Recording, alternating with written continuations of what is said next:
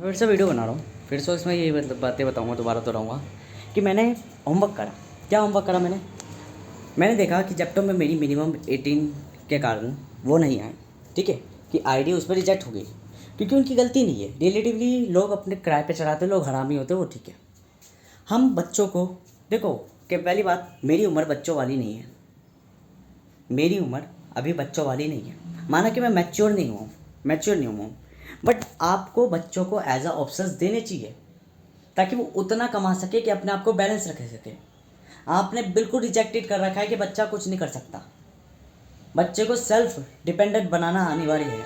माना कि उसको आईटी प्रोफेशनलिस्ट इन सब चीज़ों में स्कोप देना ज़रूरी है, बट अगर बच्चा 2 या 3-4 घंटे अगर कोई बाहर एक्सटर्नली वर्क करके भी अपना थोड़ा सा इनकम जनरेट कर ले रहा है, तो वो अपना कहाँ इन्वेस्ट करेगा? अपनी पढ़ाई पे इन्वेस्ट करेगा। ये मैटर होता है। हाँ, मानते हैं कि हम थोड़े हाई रिस्क की जैसे रोड वाले काम नहीं दे सकते, बट हमें एज ए एन या इस तरीके से बनाना चाहिए ताकि बच्चे अपना जीवन यापन कर सके या अपनी सोर्सेस, अपनी पढ़ाई, क्योंकि इनमें मिनिमम खर्चा होता है। आप पढ़ाई सस्ती करा सकते हो, आप खाना दे सकते हो, आप सब सुविधाएं कर सकते हो, पर आप एक व्यक्ति की खुद की उसकी पूर्णता ज़रूरतों को समाप्त नहीं कर सकते। ये इच्छाएं बहुत होती है, बहुत का मतलब ये है, कभी किसी की कोई इच्छा हो जाती है, वो उसकी पर्टिकुलर सिचुएशन है। भारत में 140 करोड़ लोग हैं, क्या 140 करोड़ के हम 140 करोड़ समस्याओं को सॉल्व कर सकते हैं? नहीं ना, नहीं ना। और सबकी एक नहीं होती, हर किसी की कुछ ना कुछ होती है। क्यों? सरकमस्टेंस, समय बीतता है, इच्छाएं भी बदलती है। अब तुम यही लगा लो, इसी का रेस कर लो, अगर मिनिमम टू मिनिमम 5 भी मान लो एक व्यक्ति की इच्छा है, समय के हिसाब से बदल दी है, तो 140 करोड़ को इंटू 5 कर लो, 700 करोड़ तो यहीं होगी इच्छाएं। कैसे पूर्ण करोगे इच्छाएं? क्या आप सब सुविधाएं करवाओगे? नहीं, आप उन्हें विकल्प दोगे कि वे अपनी इच्छाएं स्वतः ही पूर्ण करें। अगर उनकी 5 इच्छाएं हैं तो वो 5 इच्छाओं को उनको विकल्प दो। जब विकल्प दोगे तो वो विकल्पों को प्राप्त करके अपने आप अपनी इच्छाएं पूर्ण कर लेगी। इससे क्या लाभ है? भारत में गंदगी सिर्फ इस बात पे है कि भारत परफेक्शनिस्ट की तरफ जाता है, भारत आइडियलिस्ट की तरफ जाता है, भारत आईटी सेक्टर की तरफ जाता है, भारत प्रोडक्टिविटी की तरफ जाता है, पर कभी भी वो डिसिप्लिन नहीं होता। वो शुरुआती में अमीर से अमीर बनने की तो सपने देख लेता है, पर कभी भी भारत में एक इंसान की यह कमी है कि वो पुअर टू अमीर नहीं, रिच बनने की सोचता। पुअर मतलब क्या है? अभी मेरी सिचुएशन खराब है, और पुअर मेंटेलिटी क्या कहलाती है कि मैं इस सिचुएशन में ढलना चाहता हूँ, मैं इसी सिचुएशन में रहना चाहता हूँ, चेंज नहीं होना चाहता। पुअर मतलब खराब। और ये मेरी सिचुएशन जो अभी खराब है, ये मेरी परिस्थिति है, ना कि मैं खराब हूँ। व्यक्तित्व कोई खराब नहीं होता, बस व्यक्ति का मन जो कि एक अवस्था है, ये स्थान जो अवस्था है, ये जो शरीर जो अवस्था है, ये सारी खराब होती है। व्यक्ति को जगहों के हिसाब से बदला जा सकता है, व्यक्ति का मन भी बदल सकता है। जो चीज़ बदल सकती है उसको हम निर्णय ये तय नहीं कर सकते कि वे पुअर है। पुअर और रिच एवरी स्टेज में होता है, हर पर्सन पे। पुअर क्या है? हम किसी चीज़ के लिए बेहतर नहीं है, हम किसी चीज़ के लिए काबिल नहीं है, और हम चाहते हैं कि उस चीज़ को हम एक्वायर करें, हम चाहते हैं उस चीज़ को हम एक्वायर करें ताकि हम बन सकें, मॉडिफाइड हो सके। हम उस चीज़ को एक्वायर करें और उस चीज़ में बन सके और मॉडिफाइड हो सके। यही तो हम चाहते हैं मेनली, यही तो हम चाहते हैं मेनली, कि हम प्रोडक्टिव बन सके, एक्वायर कर सके एवरीथिंग ऑप्शंस है लोगों पे। बट हमारी मानसिकता है, हमारी जनसंख्या इतनी है, मिसवैरेबिलिटीज इतनी है कि वो हमें कामयाब नहीं होने देती। अगर आपको डेवलप्ड होना है तो आइसोलेट हो जाओ, अकेले हो जाओ, आत्मनिर्भर हो जाओ। और यदि आपको पुअर टू रिच बनना है तो पहले थोड़ा सोर्स जनरेट कर लो, और मेरी मानो, बाद में इसी सोर्स को छोड़ दो। ये सोर्स आपको उसी जगह रखेगा जो आपको पुअर है। एक गरीब व्यक्ति गरीब खाने में ही काम करता है, पर गरीब खाने से वो अमीर बन जाता है, परंतु वो उसको त्याग करने की फिर इच्छा समाप्त कर देता है, जिसके कारण वो उसी गरीबी में पड़ा रह जाता है। ये यूँ ही समझ लो कि एक बच्चा माँ के गर्भ में पनपा, जो कि गंदी थी। अब वो चाहता है कि मैं संसार में आऊँ ही ना, मैं उसी गंदी माँ के गर्भ में रहना चाहूँ। तो क्या होगा? धीरे धीरे वो माँ के गर्भ के लिए बोझ बन जाएगा, और आखिर में अपना ही अंत झेल लेगा। क्या है ये? Poor mentality. This is the poor. ये है खराब सोच मानव की। बेहतर ये था जब पूर्ण बच्चा बन गया तो अब बाहर निकल के नई दुनिया में जाया जाए, नई दुनिया में देखा जाए। माँ फिर अपने आप को गरीब देखा कि हम तो गरीब है, अब यहाँ पे हम पैसों से गरीब है, तो धीरे धीरे उसमें काम करा, उसमें रिच बने। जब पैसों से अमीर बन गए तो देखा हम खुशियों से गरीब है, खुशियों से गरीब है, फिर खुशियों पे काम करा, खुशियों को स्टेबल करा, तो धीरे धीरे धीरे धीरे हम क्या बने जा रहे हैं, प्रोडक्टिव हो जा रहे हैं। क्या इसकी कोई सीमा है? नहीं। डिसिप्लिन यही हमारा जीवन, लगातार हम कुछ ना कुछ कर रहे हैं, लगातार हम कुछ ना कुछ पा रहे हैं, लगातार हम अपने आप को डेवलप कर रहे हैं, लगातार हम विकसित हो रहे हैं। That is a form. Overall मैं ये बात करना चाहता हूँ, जैसे कि अभी देखो, भगवान देता है तो छप्पर फाड़ के देता है, किसी किस्मत का किसी कुछ खा नहीं सकते। मुहावरे बढ़िया है, स्टेटमेंट भी लाइक वो अप्लाई होती है, लॉजिकल डायमेंशन से, ठीक है। ज़िंदगी में आप हमेशा ध्यान रख लो, ये सारी चीज़ें भटकाती हैं, ये मुहावरे आपको भटकाते हैं, ये मुहावरे आपको एक्साइटेड करते हैं, but this is not a real. क्यों? स्टॉक मार्केट में आपने देखा, मैं अभी एक वीडियो देख रहा खान सर की, तो उसमें स्टॉक मार्केट, मुझे पता है खान सर बहुत ईजिली समझा देते चीज़ों को। क्यों? उनकी टीम है कई सारी, तो कई सारी टीम एकदम में डाटा वो करके कुछ बेटर प्रोजेक्ट लाती है। अब मैं यहीं पर बताऊंगा खान सर ने क्या बताया इसी चीज़ में, थोड़ा ही बताऊंगा मैं। वैसे तो मैंने सारा कुछ जान रखा था अपनी तरफ से, मैं खुद एक ट्रेडर हूँ। ट्रेडर मतलब ट्रेड नहीं करता, इसलिए मैं कहता हूँ एक गरीब को कभी भी स्टॉक्स में पैसा नहीं लगाना चाहिए, एक गरीब को कभी भी क्या बोलते हैं फ्यूचर एंड ऑप्शंस में पैसा नहीं लगाना चाहिए, एक गरीब को कभी भी इंटरडे में पैसा नहीं लगाना चाहिए। जहाँ मार्केट कह रही है ना पैसा लगाओ, वहाँ मत लगाओ, सीधी सी बात। एक गरीब को कभी भी एसआईपी में पैसा नहीं लगाना चाहिए। एक गरीब को पैसा केवल कहाँ लगाना चाहिए, इंडेक्स और ईटीएफ में, बिकॉज स्टेबिलिटी है, जब चाहो तब बेच सको। क्यों?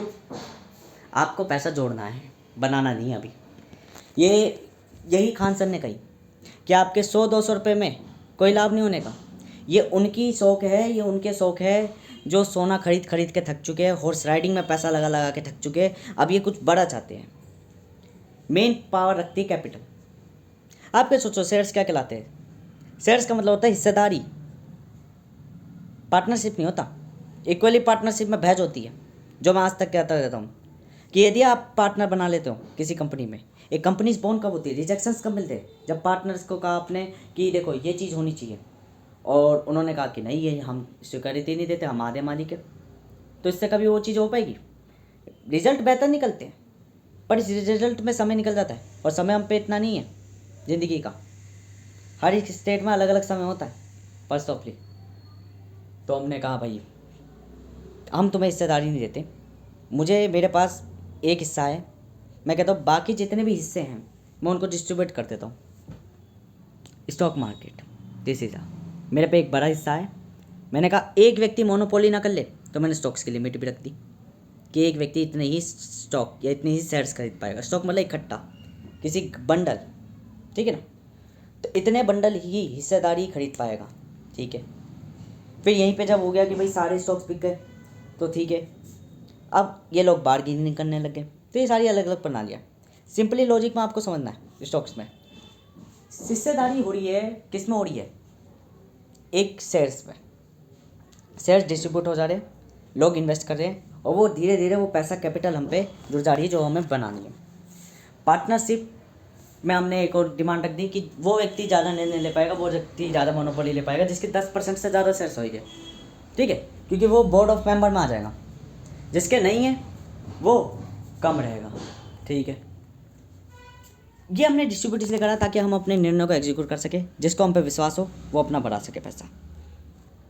स्टॉक मार्केट यही कहलाता है first of all, end to end. Stock market में लोग सोचते हैं हम पैसा लगा लें, स्टॉक मार्केट लोगों के लिए पैसे के लगाने की होती ही नहीं है। स्टॉक मार्केट में दो ही जने पैसे कमाते हैं, एंटरप्रेन्योर और ब्रोकर। कौन है ब्रोकर्स स्टॉक मार्केट के? स्टॉक मार्केट के ब्रोकर्स वो है, मान लो मेरे पास लाखों अरबों करोड़ों का व्यक्ति हूँ, मैं अमीर व्यक्ति हूँ, मेरे पे पूरी एक टीम है चार्टेड अकाउंटेंट्स की, स्पेशलिस्ट की। मैंने कहा मेरे को कॉपर में पैसा लगाना है, खान सर नहीं बताया था, वही दोहरा रहा हूँ। तो उसने सारी चीज़ें रिसर्च वगैरह करके कि हाँ कॉपर का रेट बढ़ेगा, मैंने लगा दी। ये कहलाते हैं कौन? ब्रोकर्स। अब आ जाते कुछ हम जैसे एंटरप्रेन्योर। हम पे कैपिटल भी कम है, हम पे पैसा भी कम है, बट हम वो जोड़ी है जो प्राइस पहचानना जानते हैं। हम कोयले में हीरे को पहचानना जानते हैं। हमारे पास कला है, हमारे पास रणनीतियाँ हैं, हमारे पास चिंतन है, स्ट्रेटजीज है, फिलोसफीज है, और जब हम उन्हें एग्जीक्यूट करते हैं देन हम मेक करते हैं। हम पैटर्न्स को पहचानना जानते हैं, हम पैटर्न्स को मेक करना जानते हैं, हम पैटर्न्स को आइडेंटिफाई करना जानते हैं। इसलिए stock market is a gambling market. Gambling है, जुआ है, इंटरटेनमेंट डेली बेसिस में वो ज़्यादा रिस्क बढ़ जाता है, क्योंकि बढ़ना या घटना, लॉस करना। ये अधिकांश व्यक्ति क्या करते हैं, लोन लेके करते हैं, पर स्टॉक में पेशेंस चाहिए होता है। आप मालिकाना बन रहे हो, और मालिक कभी भी उधार लेके नहीं बना जाता, आप अपनी हिस्सेदारी में बनते हो। आप अपने पैसे पे मालिक बनते हो जो आपने अर्जित कर रखा है, जिसका कोई खर्च होने का महत्व ही नहीं बनता। आप जितना चाहे उतना समय लगा सको। इंटरटेनमेंट यही होता है, आप जुआ इसलिए खेलते हो क्योंकि एक तय सीमा होती है, उसके बाद ऑटोमेटिकली लिक्विड हो जाता है, तो वो क्या हो जाता है, सेल हो जाता है। ये खतरे देती है जुआ, जहाँ रिस्क होते हैं, हाईली टेक रिस्क होते हैं, जहाँ patience, limit and time enhance होते हैं, तो वो धीरे धीरे रिस्क को कम कर देते हैं, कभी बढ़ा देते कभी घटा देते हैं। तो ऑटोमेटिकली ये होता है कि मान के चलो आज मेरा पैसा नहीं बढ़ा, 6 महीने बाद बढ़ जाएगा, 6 महीने बाद नहीं बढ़ा अगले साल बढ़ जाएगा, अगले साल नहीं बढ़ा 10 साल बाद बढ़ जाएगा। दिवालिया होगी, कोई दिक्कत नहीं, दूसरी कंपनी में लगा दूंगा, लॉस हो गया जो हो गया, तो हम पे अमीर ही, हमें किसी का देना नहीं है। स्टॉक मार्केट में चाहो तो आप 3-3 हज़ार रुपये आपकी सैलरी हो, कमीशन, जहाँ भी आप वर्क करते हो वहाँ से लगा के आप 3,000 से 3 लाख भी बना सकते हो। तरीके आने चाहिए, ये एंटरप्रेन्योर के पास होते हैं। ब्रोकर्स के पास टीम्स होती है, आपके पास टीम नहीं है, पर आपके पास कला है। शुरुआत में आप एज अ रिसोर्स कलेक्ट नहीं कर सकते, ना तो आप पे कैपिटल है और ना ही आप पे माइंडसेट है इतना प्योर कि आप किसी कंपनी की अंदर इनसाइड चीज़ें जान लो कि कब ये रेट बढ़ेगा, कब ये रेट नहीं बढ़ेगा। बट आप फ्लो जान सकते हो, फ्लो जान सकते हो, वे जान सकते हो, पूरी गणना ही नहीं जान सकते। आप जान सकते हो कि ये चीज़ मुझे लग रही है 100% से कि ये चीज़ जो मार्केट में नहीं आई है, ये चीज़ मोनोपोली हासिल करेगी। That's a point. यहाँ आपने पैसा लगाया, यहाँ आपने बोली खेली कि चलो ठीक है मैं इतने शेयर्स करता हूँ, इतने स्टॉक्स करता हूँ, क्योंकि अभी मिनिमम है, अभी किसी को नहीं पता। अब ये स्टॉक्स धीरे धीरे टाइम के संग आपकी प्रेडिक्टमेंट एग्जीक्यूट होती चलेगी। बस क्या होगी, अनसर्टेनिटी बहुत सटन होगी और आप बन गए रिच। ये होता है स्टॉक मार्केट में पैसा कमाना। स्टॉक मार्केट हमेशा अमीरों की होती है। क्यों? अमीरों के पास सोर्स होते हैं। गरीब बेचारा पैसा लगा देता है, यूँ सोचता है 100 रुपये तो लगा रहा हूँ, 150 रुपये तो लगा रहा हूँ, वहीं उसकी सबसे बड़ी गलती हो जाती है, क्योंकि वो रिस्क खेल रहा है, वो रिलायबिलिटी खेल रहा है। और स्टॉक मार्केट में डेली पैसा बढ़ता घटता है, हर दिन बढ़ता घटता है, स्ट्रैटेजी इंप्लीमेंट होती है। आपको एंड टू एंड ये समझना है। आप तो पैसा लगा के बैठे हो, जो कंपनी वाला है ना वो ज़्यादा बावड़ा है, क्योंकि उसके पास इतनी वो है कि पैसा मैंने लोगों को अर्जित करा, मुझे उसको बढ़ाना है ताकि मैं प्रॉफिट गेन कर सकूँ। कोई बावड़ा नहीं है कि वो लॉस करने की कोशिश करेगा, हम जैसा नहीं है वो पैसा बढ़ाने की सोचेगा, पैसा इन्हांस करने की सोचेगा, बिकॉज उसने ऋण ले रखा है लोगों से। अब ऋण का मतलब ये नहीं कि दिवाली हो गए तो आप उससे मांगने चले गए, नहीं, आपने अपने जोखिम पे दिया था कि भाई बढ़ गए तो मुझे कुछ दे देना, नहीं बढ़े तो फिर घाटा दोनों कर लेंगे, ठीक है, उसका घाटा ज़्यादा है। शेयर मार्केट में एक और चीज़, कैपिटल के संग संग चाहिए होता है आइडिया, स्ट्रेटेजीज। अगर आप पे स्ट्रेटेजीज नहीं है, अगर आप पे बुद्धि नहीं है, आप पे इंटेलिजेंस नहीं है, तो स्टॉक मार्केट में कभी पैसा मत लगाओ। मैं कहता हूँ कितना भी पैसा क्यों ना हो, कितना भी ब्रिलियंट क्यों ना हो, अगर आप पे पूरी टीम नहीं है, आपके पास परफेक्शनिस्ट नहीं है, आपके पास कोई ऐसा टैलेंट नहीं है जो नया है, यूनिक है, या पैटर्न नहीं है, स्टॉक मार्केट में कभी भी इन्फ्लुएंस मत हो कि लोग पैसा कमा रहे हैं हज़ार। यूँ समझ लो जो करोड़ों पे कमा रहे हैं ना, उसको देखकर यूँ समझ लो उसने पैसा कितना लगाया है। आप सिंपल सा समझ लो पैसा कितना लगाया है। यहाँ आलू सब्जी नहीं बिकते, यहाँ वो व्यक्ति खेलता है जो सोने से उब चुका है खरीद खरीद के। यहाँ रणनीतियाँ चलती हैं, युद्ध है ये, मजाक नहीं कि जहाँ आप सब्जी मंडी बेच रहे हो, सब्जियाँ बेच रहे हो, या सब्जी में बार्गेनिंग करते हुए गुस्सा आगे लड़ाई कर ली, नहीं, ये पूरा एक एम्पायर है।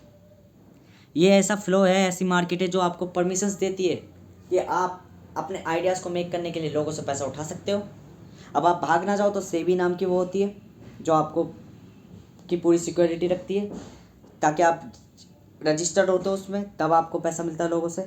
साथ में आपको उसमें करने के लिए डीमेट अकाउंट चाहिए होता है। डीमेट का मतलब क्या है?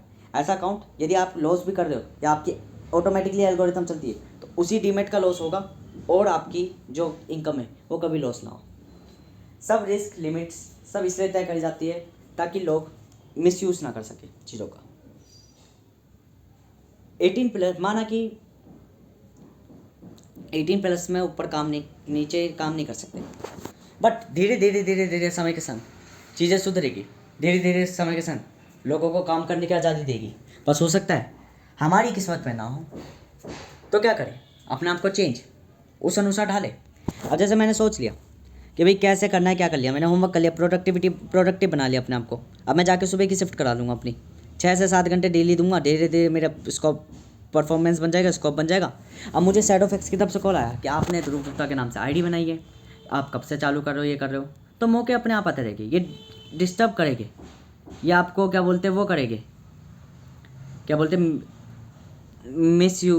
वो इन्फ्लुएंस, या आपको भटकाएंगे। तो क्या करना है, इग्नोर करना है? नहीं, ट्राई करना है, कोशिश करनी है, ट्राई करना है, टेकल करना है, ट्राई करना है, टेकल करना है। Not excuse and ignore. Excuse and ignore का ही अपोजिट है ट्राई एंड टेकल। ट्राई और टेकल करोगे तो सब कुछ पालोगे, एक्सक्यूज और इग्नोर करोगे तो अपने उसी स्टेज में बने रहोगे जहाँ अनडेवलपमेंट है, मतलब डेवलप्ड ही नहीं हो पाए। ट्राई टेकल करोगे तो सब कुछ पालोगे, इग्नोर और एक्सक्यूज दोगे तो कुछ नहीं पा पाओगे। तब तक देते रहोगे जब तक ये पुअर हो। एक्सक्यूज और इग्नोर एक पुअर देता है, रिच क्या करता है, ट्राई और टेकल, क्योंकि उसे पाना होता है। किसी लड़की को अगर पाना है तो ट्राई करेगा, टेकल करेगा, बातें करेगा, कैसे ना कैसे करके उसको पटाने की कोशिश करेगा। 1 दिन 2 दिन 3 दिन 4 दिन 5 दिन 10 दिन रिजेक्शंस के बाद एक ना एक दिन एफर्ट्स देख के ऑटोमेटिकली आ जाएगी। वो नहीं आई तो कोई और सही, ये मौके होते हैं उस पर कि चेंज भी करना आता उसे ट्राई और टेकल के संग। पर एक पुअर पर्सन ना तो ट्राई करता ना टेकल करता, उस चीज़ के लिए पुअर कह रहा हूँ मैं। जरूरी नहीं, हो सकता है मान के चलो वो बिलियंस ऑफ कंपनी चलाता हो, बिलियंस ऑफ डॉलर की। अब जैसे मैं हूँ हैं, अब मैं सोचता हूँ रूल्स ब्रेकआउट करने हैं, चलो लड़की के संग सेक्स करेंगे, ठीक है। अब मैं ट्राई और टेकल ही नहीं करने जाता वहाँ पे, करने जाता पर मैं नौकरी के पीछे जरूर चले जाता हूँ, पर मैं स्टॉक मार्केट में पैसा लगाने के लिए जरूर चले जाता हूँ। उसके लिए मैं पुअर नहीं हूँ, कंपनी के लिए मैं पुअर नहीं हूँ। मैं एज अ बिजनेस में पैसा लगाने के लिए, दान देने के लिए 1 रुपये का भी वो नहीं रखता। बट मैं स्टफ्स खरीदने के लिए, लाइबिलिटीज़, कपड़े खरीदने के लिए, इक्विपमेंट्स खरीदने के लिए, हेयर स्टाइल बनाने के लिए, फेस वॉश के लिए कंजूसी करता हूँ। इस चीज़ के लिए पुअर हूँ मैं, इस चीज़ के लिए गरीब हूँ मैं, स्टाइल के लिए। बट मैं बिजनेसेस, दान करना, इन चीज़ों के लिए पुअर नहीं हूँ, इन चीज़ों के लिए रिच हूँ। तो हो सकता है लड़की के लिए आप पुअर हो, क्या आपको ट्राई टेकल नहीं करना आता, आप क्या बोलते हैं चाहते हो मुझे यही लड़की पसंद है, मैं इसी से करूँगा विवाह, सेक्स, सब कुछ, बट मुझे ट्राई टेकल नहीं करना। मुझे एक्सक्यूज़ देना है कि वो लड़की मेरे को पसंद नहीं करेगी, इग्नोर करना है, चलो इसे छोड़ो, फिर बाद में दोबारा याद आएगी वापस कि चलो इसके संग बातें करते हैं, पर करने की कोशिश करते हैं तो रह जाते हैं, ठीक है। तो ट्राई एंड टेकल तो करनी है, एक्सक्यूज़ और इग्नोर करो, एक्सक्यूज़ और इग्नोर, ठीक है। पर ये कभी भी इस चीज़ को छोड़ नहीं पाता, क्योंकि स्टैटिक होता है, कहता है चाहिए एक ही, वही चाहिए, आज नहीं तो कल सही। और एक रिच पर्सन कहता है नहीं मिल रही, भाड़ में जा, दूसरी मिल ले लूँगा, दूसरी मिल जाएगी, दूसरी नहीं तो तीसरी, तीसरी नहीं तो चौथी। वो अपने आप ही जब देखती है कि 10 लड़कियाँ इसके इर्द गिर्द घूम रही है तो अपने आप जेलस होने लग जाती है, क्योंकि आपने ट्राई और टेकल कर लिया था, तो उसके दिमाग में एक मेमोरी डाल दी थी कि लड़का मुझे पसंद करता है। और जब उसने भाव नहीं दिया तो आपने कहा चल निकल यहाँ से, दूसरी पे। तो दूसरी पे जैसे ही आपने करा तो दूसरी आपके संग अब ये जेलस हुई कि मनी मन। ये आपको पता मनी मन क्या कहेगी है, मुझे तो पता ही थी प्ले बॉय है, पर मनी मन ये इसकी जेलसी दिखा रही है। क्यों? आपने उसके मन में एक बिंदु छोड़ दिया था कि ये मुझे लाइक करता है, और अब ये किसी और के संग घूम रहा है। अब क्या होगा, कल को जब आप छोड़ोगे उसे और उसको मौका देने की कोशिश करोगे तो पहले तो वो इग्नोर करेगी आपको, पर यदि आप सर्कमस्टेंस ऐसा बना के आते हो कि उसको छोड़ने के बाद यूँ दिखाते हो कि मैंने आपके लिए उसको छोड़ दिया, तो ये आपको डिज़र्व है, आप इसके लिए डिज़र्वेबल हो गए, आप इसको लाइक करने लग जा, वो आपको लाइक करने लग जाएगी, आपके संग रहने लग जाएगी। साइकोलॉजी के लिए यहाँ पे, ओवरऑल साइकोलॉजी के लिए यहाँ पे फर्स्ट पॉइंट पे वो आपसे बात भी नहीं करना चाहती थी क्योंकि आपकी भद्दी सी शक्ल है। सेकंड पॉइंट में जब आपने एक और लड़की पटा ली, अब बेशक वो उसके ऑन एन एवरेज हो या नॉर्मल हो या उससे भी भद्दी हो, कोई दिक्कत नहीं, पटा ली ना, मैचअप कर ली ना, उसके अंदर एक बिंदु पनप के जेलेसी का। और जब आपने उसके लिए उसको छोड़ दिया तो उसके अंदर एक प्रायोरिटी बन गई कि आई एम सुपीरियर, और इसने मुझे सुपीरियर बनाया, तो आप उसके क्या बन गए? सर्वेंट। और जब आप सर्वेंट बन गए तो आप उसके लिए डिजर्व करते हो, आप उसका एसेट हो, वैल्यू रखते हो आप उसके लिए। और जब आप उसकी वैल्यू रखते हो, यही तो है कंपनी, कि जहाँ शुरुआत में वो एक भाव भी नहीं दे रही थी, आखिर में वो आपसे, हो सकता है वो वैसे प्यार नहीं करती हो कि आपसे बिल्कुल चाहती हो, बट आपको एज अ कंपनी की तरह लाइक करने लग गई। ये क्या है? साइकोलॉजी। थोड़ा कॉम्प्लीमेंट है, बस इस थोड़े कॉम्प्लीमेंट में इतना है, किसी को भी कुछ भी करवा सकते हो, किसी से भी कुछ भी, किसी की भी पूरी मेंटेलिटी ओवरऑल चेंज कर सकते हो टाइम के साथ। मेरा स्कोर मान के चलो, शुरुआत में जब मैं सीख रहा हूँ तो माँ के अब वालों ने कहा, तू किसी काम का नहीं, वो नहीं है ठीक है, तू अपनी डिलीवरी पूरी नहीं करता, तू सुबह 6 बजे आता है, 7:15 बजे अपना भग जाता है, फिर 9 साढ़े 9 बजे आता है, ठीक है, 1 दिन 2 दिन 3 दिन 4 दिन 5 दिन, मैंने अपनी वजह बताई उसे, वो कह रहा है ऐसे नहीं चलेगा, ऐसे नहीं चलेगा, ऐसे नहीं चलेगा, पर 5-6 दिन, हफ्ते 1.5 हफ्ते मेरी उसने हैबिट चलोगे, वो जान गया कि बंदा कुछ भी हो डिसिप्लिन पूरा दे रहा अपना 5 से 6 घंटे, और अपने हफ्ते के 30 या 35 घंटे पूरे कर रहा है। और जब ये इतना पूरा कर रहा है तो ये हमारे लिए फेवरेबल है, ये हमारे लिए बढ़िया है, अब हमारे लिए बेहतर है। अब कल को हम अगर हम 1 दिन 2 दिन 3 दिन के लिए छोड़ते तो वो अगला हमें पर्सनली कॉल करके बोलेगा, भाई साहब आप कहाँ हो, क्यों? अब हम उसके लिए फेवरेबल बन गए। जब मैं 10-12 दिन पे 25 दिन में मैंने कह दी थी उसको कि भाई 11 घंटे मैं यहाँ पे नहीं बैठ सकता, मैं अपना कुछ और करूँगा, मैं यहाँ से जा रहा हूँ पिज़्ज़ा वाले के, तो उसने कही अभी मेरे को मजबूरी है, अभी तुम अकेले हो, तुम एक काम करो, अगले महीने हफ्ते वो अभी सिखा देगा, 10 दिन 12 दिन उसे सिखा के फिर चले जाना, उसके संग 1 महीना कर लो। मैंने कहा ठीक है। 2 महीने बीत गए। अब 2 महीने बाद वो मुझसे क्या कह रहा है कि भाई रुक जा, तेरे जैसा बंदा कहीं नहीं मिलेगा। समय के साथ आपकी स्कोरिंग रेटिंग बढ़ती चली जाती है, बस आपके वर्क पे, आपके डिसिप्लिन पे। अगर आपका डिसिप्लिन प्रोडक्टिव भी नहीं है ना, मेरा दोस्त अभिषेक है, मुझे बता रहे भैया कि शुरुआत में जब ये लगा था तो ये इसको कुछ भी नहीं आता था, कुछ भी का मतलब कुछ भी नहीं आता था, पर साल भर के बाद भी उसकी रिस्पेक्ट करते हैं। रिस्पेक्ट मतलब कि उसको बनाए रखते हैं, कहते कोई नहीं चलेगा अगर ये रह रहा है तो। क्यों? अब वो काम ऐसे सीख चुका है कि वो नहीं चाहते कि ये हटे यहाँ से, वो नहीं चाहते कि मेरे पास से जाए, मेरे पास बना रहे। क्यों? अब उनका फेवरेबल बन गया वो, तो फेवरेबल बनना पड़ता है। मैंने कहा ना, फेवरेट चीज़ तुरंत नहीं मिलती, धीरे धीरे धीरे धीरे मिलती है, पर आपको ये चेंज करना होगा। आपको जो चाहिए ना, जो तरीका चाहिए, दुनिया आपका डिसिप्लिन तब तक नहीं देख सकती जब तक उस पर टाइम नहीं बीतेगा, टाइम कंज्यूम नहीं होगा, तब तक नहीं देख सकती।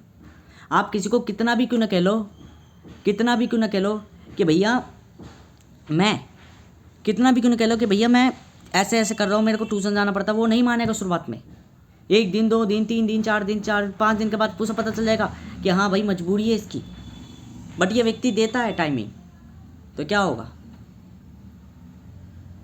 बस अब उसे हैबिचुअलिटी हो गई, आदत पड़ गई, आपको भी आदत पड़ गई, आप प्रोडक्टिव हो गए, उसको फेवरेबल मिल गया, अब वो आपको फेवर देता चला जा रहा है। This is a company. Company में एक कैसे होती है। स्टॉक मार्केट में हमेशा ध्यान रखें, गरीबों की है नहीं है, ये उन लोगों की है जो अमीर है, जो बेहतर है, प्रोडक्टिव है। ये प्रोफेशनलिस्ट की है, ब्रोकर्स की। कई सारी टीम्स आपस में रिसर्च करती है, देन मेक करती हैं। ये उनके जो कुछ नया बना सकते हैं, जो कुछ कर सकते हैं, और साथ में उनके पास कैपिटल होनी चाहिए, अतः पैसा। जितना ज़्यादा पैसा उतना ज़्यादा प्रॉफिट। और ये इसलिए कहता हूँ, स्टॉक मार्केट कभी भी पैसा नहीं देती, स्टॉक मार्केट फ्लो देती है, फ्लो देती है। उस फ्लो में से स्टॉक मार्केट आपको एज अ सैलरी देती है कि आप कितना प्रॉफिट ले रहे हो। स्टॉक मार्केट कभी भी ऐसा नहीं है कि आपने पैसा लगाया और पैसा मिल गया, नो। यदि आप पे पैसे का फ्लो है, आप फ्लो डिसाइड कर सकते हो, तो आप एक एंटरप्रेन्योर हो। और यदि आपने फ्लो डिसाइड कर लिया तो आप पैसा कमा सकते हो। ब्रोकर भी क्या कर रहा है, आपसे पैसा उठा रहा है, क्योंकि उसे पता है छोटे छोटे पैसे से बड़ा पैसा मिल जाएगा। फिर वो क्या कर रहा है, उसका फ्लो बना रहा है, पूरी टीम फ्लो बनानी है, कहाँ लगाना है कहाँ नहीं। तो ये पूरी दलालों की स्ट्रीट चल रही है, wall street. This is a क्या, ये स्टॉक ट्रेडर मार्केट, ये है मार्केट रियलिटी में। What is this market? Every time market है ये। यही थिंक करनी है, यही थिंक बनानी है। समय के साथ आप ओवरऑली बेटर हो जाओगे, समय के साथ आप बेहतर हो जाओगे, बेहतर प्रोडक्टिव। बट पहले डिसिप्लिन करना पड़ेगा। डिसिप्लिन एक दिन में नहीं होता, डिसिप्लिन एक महीने में नहीं होता, डिसिप्लिन लगातार होता ही चला जाता है। This is a consistency not continuity. जो भी नहीं कि आप डेली वर्क कर रहे हो ये कोई डिसिप्लिन कहलाता नहीं। आपका एवरी टाइम डिसिप्लिन ब्रेक होगा, एवरी टाइम डिसिप्लिन बाउंस करेगा, बैक करेगा, back and break, back and break, back and break, back and break. That is made entire discipline. Overall आपकी डिसिप्लिन में हो जाएगा। साइकोलॉजी भी ऐसी है, ट्राई करोगे टैकल करोगे रिजेक्ट मिलेगा, ट्राई करोगे टैकल करोगे रिजेक्ट मिलेगा, ट्राई करोगे टैकल करोगे रिजेक्ट। बट धीरे धीरे धीरे धीरे आदत ऐसी पड़ जाएगी कि ट्राई टैकल करते करते एक दिन ऐसा मिलेगा कि ट्राई टैकल करने के बाद एक्सेप्टेंस मिलेगी। और यदि एक्सक्यूज़ इग्नोर करते हो तो एक्सक्यूज़ वो अपने आप में एक कंप्लीट सेंटेंस है। एक्सक्यूज़ भी ट्राई में तो ये है कि ट्राई करोगे तो कुछ रिजल्ट मिल सकता है, ट्राई करोगे एक्सेप्ट या रिजेक्ट मिलेगा, ट्राई और टैकल करोगे। पर एक्सक्यूज़ और इग्नोर में वो अपने आप में एक सेंटेंस है। एक्सक्यूज़ इग्नोर का मतलब ये है हम बात को समाप्त कर रहे हैं। एक्सक्यूज़ में हम जब कुछ चीज़ दे रहे हैं तो एक्सक्यूज़ में हम बातों को चेंज कर रहे हैं, बार बार चेंज कर रहे हैं, बार बार चेंज कर रहे हैं। हमारे फेवर की नहीं लग रही, चेंज कर रहे, स्टैटिक तो हो ही नहीं रहे। और इग्नोर में हम उस चीज़ को स्टैटिक कर दे रहे, मामला समाप्त। पूरी वीडियो में मैंने क्या बताया ओवरऑली? पूरी वीडियो में मैंने मेजरली ये बताया है